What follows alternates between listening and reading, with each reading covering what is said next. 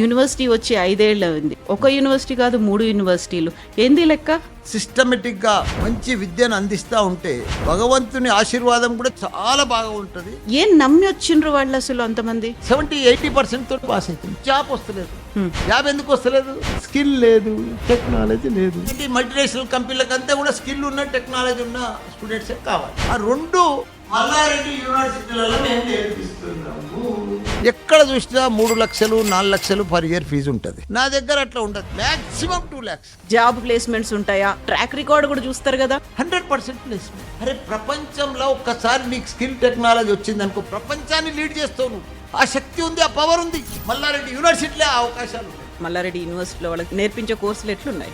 Artificial intelligence, computer science, data science, అన్ని టెక్నాలజీకి సంబంధించిన కోర్సులు. డే 1 నుంచి జావా నేర్పిస్తా, పైథాన్ నేర్పిస్తా, డాటా సైన్స్ నేర్పిస్తా. నా దగ్గర ప్రతి స్టూడెంట్ను ఒక ఏఐ మాదిరిగా తయారు చేయాలని చూస్తాను.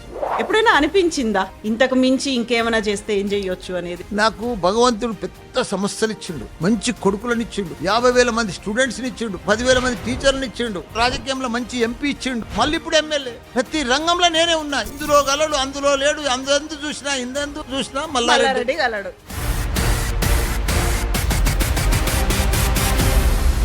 3 యూనివర్సిటీలున్న ఏకైక వ్యక్తి భారతదేశంలో మల్లారెడ్డి.